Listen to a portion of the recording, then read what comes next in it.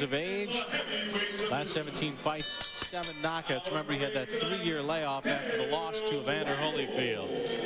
First introducing in the ring corner, Dale Crowe, in his last 5 fights, his opponents have a winning percentage of 66%. Coming off that win against Greg Page. Talked about his 4 losses in the weight situation. He was fighting at cruiserweight against heavyweights, and then when he went up to heavyweights, he was not in shape to fight at heavyweight. Says he's worked on the stamina. His opponent needs no introduction. Michael Moore now being introduced to the crowd. We saw him here on Friday Night Fights, coming off that 2nd-round stoppage of Terrence Lewis. Had a win against Lorenzo Boyd. Crowe has a win against Boyd as well. Moore has a knockout. Crowe an 8-round decision.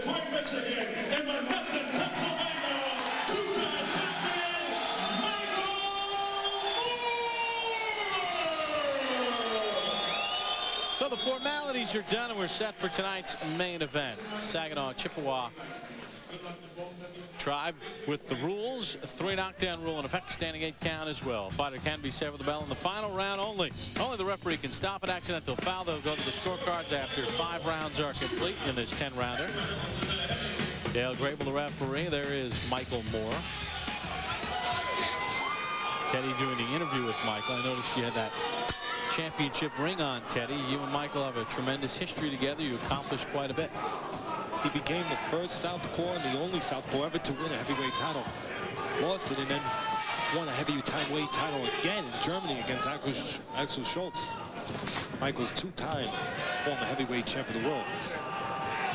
He's a great road, great journey, great memories. One of the big edges that Michael Moore usually takes into his fights is, we touched on it on the top, breaking this fight down.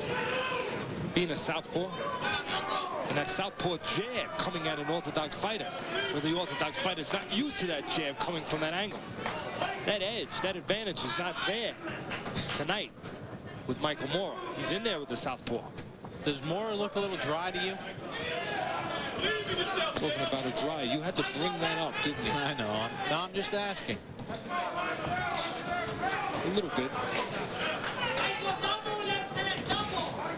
But you have to remember, when these guys warm up, they're wet when they leave that dressing room. A lot of times, because of ring introductions and stuff like that, they dry off.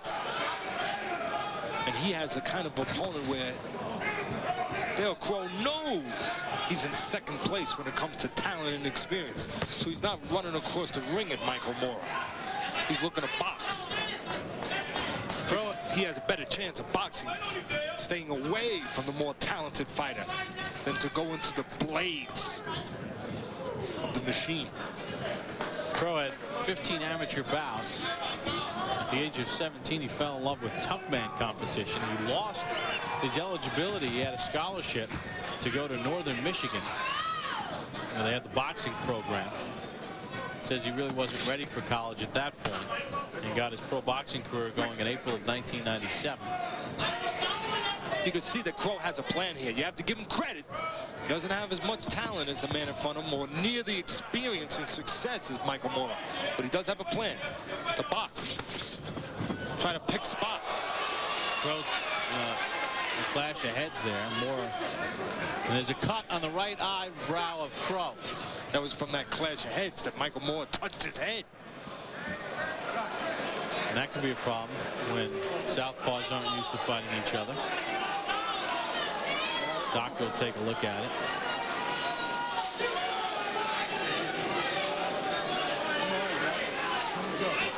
Rob Bradford will be the cut man for Crowe. And the doctor says if it opens up bigger, I'm going to have to call the fight. Again, as I was saying before, Crowe had a plan. I think that plan might change now with the cut. He may just walk in now, and he started doing that. And that could be a bad move because Michael Moore is world class and he knows what punches to throw at the right time. Well, Moore can find Crowe now. Crowe's right there in front of him. Moore was having a little bit of problem finding him when Crowe was sticking to that game plan of boxing. staying away, looking for spots. And Crowe said that he was going to use the first couple of rounds and box more, not give the rounds away. Now the strategy changes a bit. Get a look right now at what caused that headbutt. Michael Moore coming forward, trying to find the boxing Crowe, banging heads, and then Crowe pushing Michael off balance. Teddy, wouldn't it behoove Crowe to continue to stick with his plan and stay away and box more, and instead of just charging right in there? I mean, Moore didn't get aggressive until Crowe got cut. In fact, Moore landed 8 of his 14 punches after the cut, but wouldn't it behoove Crowe to stick to his plan and stay to the outside and move? I think so, and I expected him to do that, and I think that would be his best plan, and it showed that the first 3 quarters of the round.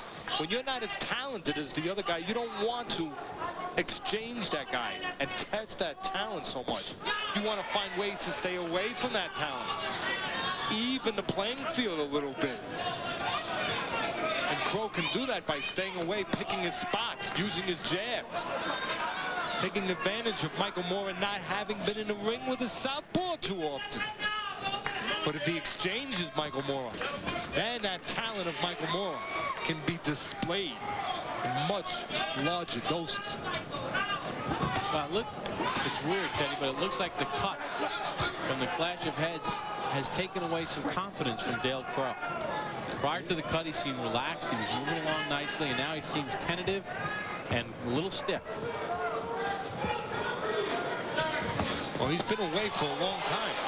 And right there, he delayed a little bit in front, and Crowe picked his spot and followed. When a guy's been away as long as Michael Moore has been away, the more rounds you can get under your feet as the fight goes on, the better you expect him to perform. Moore shooting that jab at the eye of Crowe. I mean, 2 fights ago, of course, Moore was away for 3 years. He's had 2 fights since, but he's been off 6.5 months since his last fight. Usually when a guy comes back after that kind of layoff, you want to be in that ring every month, every 2 months. It looks like Crowe is purposely abandoning his strategies, barking at Moore. Come on, hit me in the head. It's like he wants a brawl now. Or he's looking for any edge he can get to make up for the talent and the experience of Michael Moore. Get into his head a little. Crowe loses his mouthpiece. See, when Crowe was boxing early, there were little spots there. They had Michael Moore reaching a little bit. That's what you want to do if you're in there with a more talented guy. Find the way, find the plan to give yourself a little edge. But when Crowe starts laying on those ropes, standing in front of Moore, those things don't happen. The fact that Crowe said he wanted a box and now he's almost begging Moore to slug, does that lead you to believe that Crowe realizes that he's outgunned as far as the boxing end of it is concerned? He figures, let this thing end one way or another? That's part of it, and the cut might be part of it too. Coming to the end of the 2nd round, Moore and Crowe. Along with Teddy Atlas, Dale Crowe, Michael Moore underway round number 3. Clash of heads in the 1st round. Crowe suffered a cut on the right eyebrow. Moore landed 12 power shots in the 2nd round, 18 of 52. Crowe 13 of 46.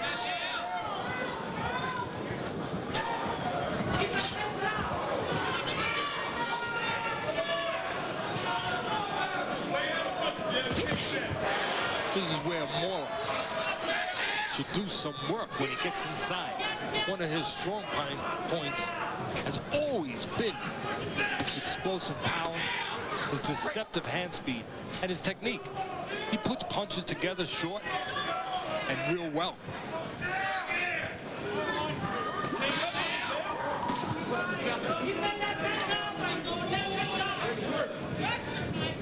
So one of the important things to look for here is the jab right there of Michael Moore. That as his jab goes, Michael Moore goes. That has always been the way with Michael Moore, especially since he stepped up to the heavyweight class. That's how he won the heavyweight title the first time against Evander Holyfield. That southpaw jab. And at the beginning of this fight, it wasn't there because he was in there with his southpaw. He was a little confused. Didn't have the right angle. But after that headbutt, Crowe stopped moving quite as much. That jab of Mora has come back a little bit in the picture. Very important. I can set everything up for Mora, Bob. If he doesn't use that jab, he might start reaching a little bit. And then Crowe can have spots. This is where Mora should take control right here. Nice combination. Knocked the mouthpiece out of Crowe. And then Crowe hit Mora as referee Dale Grable was trying to stop the action to get the mouthpiece back in. Teddy. But one more time, I have to take a point off. The referee says one more time to take the point away. I would think that, you know, you look at Mora and 234.5 pounds, hasn't fought since January, had the 3-year layoff. Crowe's not exactly putting a blistering pace here to make Mora work. Michael's been able to fight at the tempo he wants when he needs to. Crowe is not taking advantage of that. You're absolutely right. He's not taking advantage of the age factor. Crowe being only 25 years old. To Mora being 33 years old. Is Mora protecting his body, or is Crowe not paying enough attention to working the body? Well, that's not the same body of a younger Mora. There's no doubt about it. We see that. We can see that extra tire. Mora being off all that time. Hasn't had enough time to completely get his body back. Crowe loses the mouthpiece again. Let's listen to Dale Grable.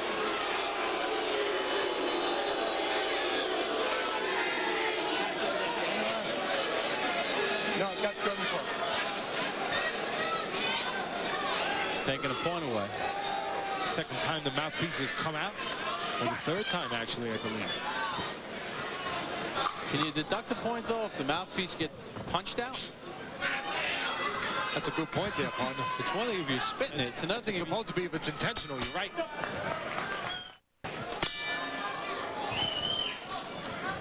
Here we're going to see that mouthpiece coming out. Good right hook there. That got that mouthpiece out of Crowe's mouth. Yeah, it's the third time in the fight the mouthpiece came out. The other 2 times sort of spit it out. And the referee, Dale Grable, warned Crowe. But when you get hit with a punch and the mouthpiece comes out, I don't know if you should have a point deducted. So that's a 10-8 round for Mora if he gave Mora the round, which he probably did. You can see Mora's outlanded Crowe 15-9 on the jab, so that's a tough break for Crowe. Yeah, it is. Maybe not deserving, as you said. He's paying the price for the mouthpiece coming out twice before that. Referee may not have been in a good position to see that punch took it out. As you said, that penalty's made for intentionally getting rid of your mouthpiece to try to buy some time. But hey, a punch gets it out of you. You usually don't pay a price for that. Now, the corner of Crowe said when Mora throws that soft jab out there, you got to go to work off that. Now he loses his mouthpiece again. He's trying to go pick it up. And you can see that he went after his own mouthpiece because he doesn't want to get penalized again. And I think this is a situation, obviously, where the mouthpiece is just not the proper mouthpiece. But Teddy, for Crowe, doesn't the referee have to use some judgment here? If the guy's spitting it out, that's one thing. But in that case, it came out of his mouth, and he actually went after it and chased it and tried to put it back in. Well, he hasn't taken a point away for that. And you're absolutely right. He does have to take a point away. He took a point away for that? Gee. I would want to see a little bit better judgment used in that case. So that's a case where, as you said very well, he's not intentionally trying to get out of the fight or buy time. But I didn't see a point taken away.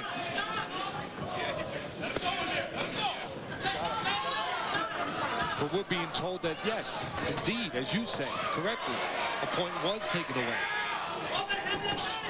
And he said to Crowe, bite down on him. Short little right hook there from Mora.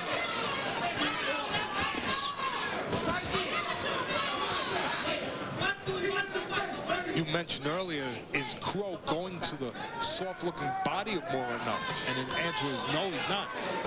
There's two reasons for it. One, to go to the body, he has to get close. I'm not so sure he wants to do that, at least not up to this point in the fight.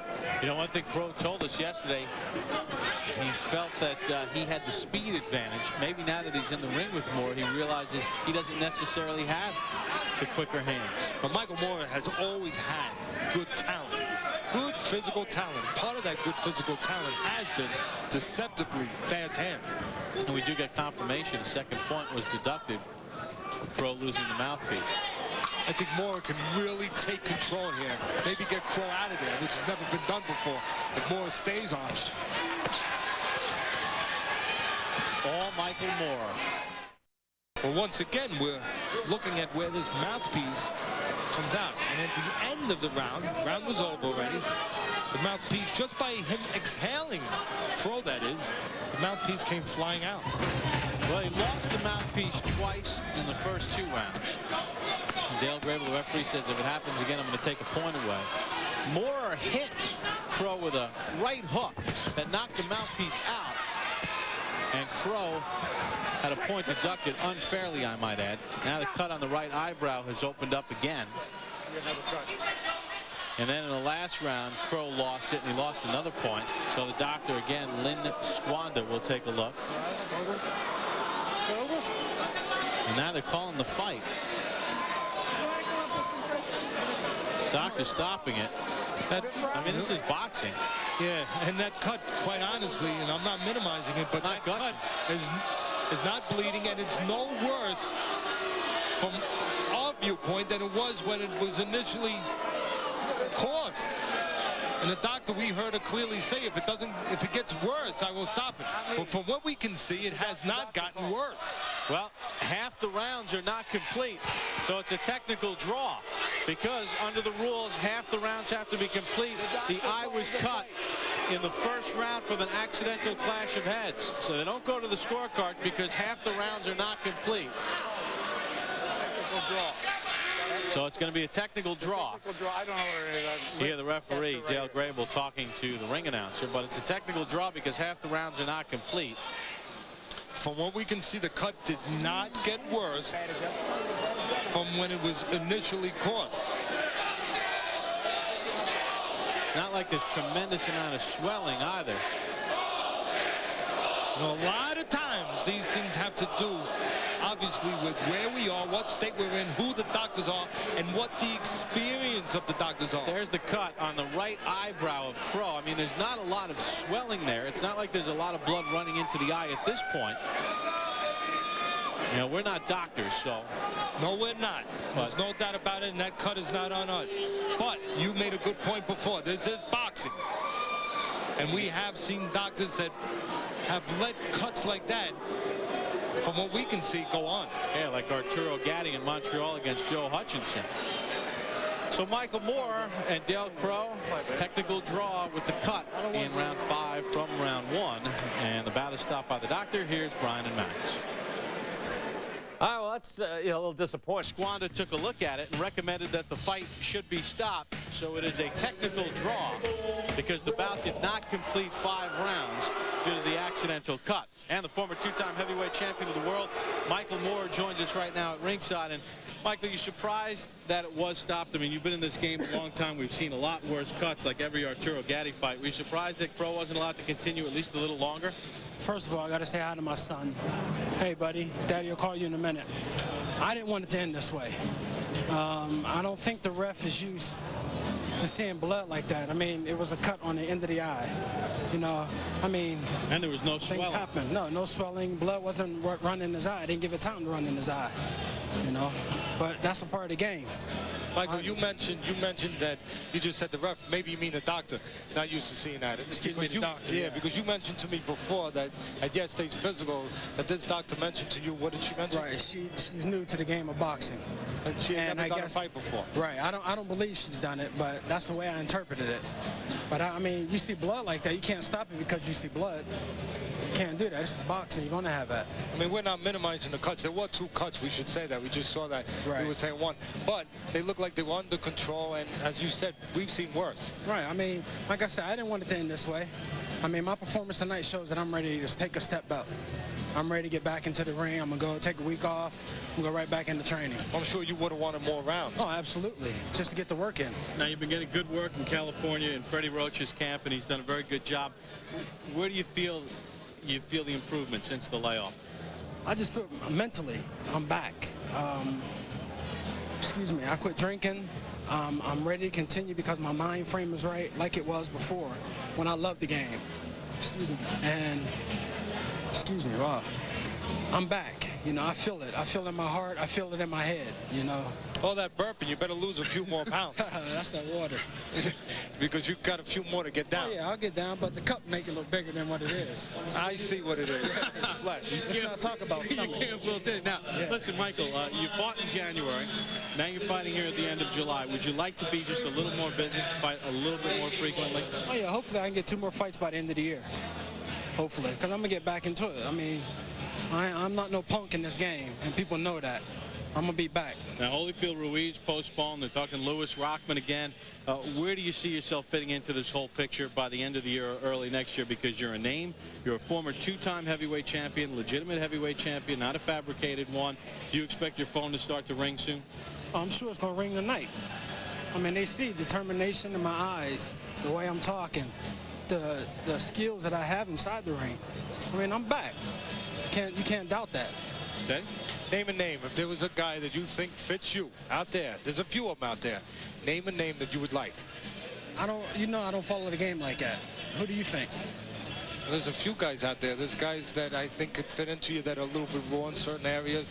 That all of a sudden, like Mount Whitaker. Here's a big guy. He's in a good position. And here's a guy that didn't really have that big amateur background. You have a disadvantage. You've been off. He has an advantage. He's been active. But I think that you could fit right in with a guy like him. I think there's a few guys you could fit right in with. Well, we'll see what happens. You know, I'm ready to fight. I have to get a percentage as your manager now if I'm making a fight. I give you some training on that belly, you know. It'll be all right. Here we go again. Atlas and Moore going at it. Well, Michael, congratulations on a good performance. Anyway, when you were enabled to fight in there, you got it done, and you have to be pleased with that. Well, I'm just disappointed. I didn't want it to end like that. I didn't want, you know, the fans that came out to see me and watch me for it to end like that. You know, I'm ready, and I mean, things happen like that. And the good news for fight fans, Dale Crowe wasn't looking for a way out either. He was just as upset as Michael Moore that the fight was stopped, but it's a no contest, technical draw. Did not go the required 5 full rounds, so Michael Moore goes in, gets the work done, but the cut to Dale Crowe, accidental clash of heads in round number 1, sort of like kissing your sister as we send it back to Brian and Max.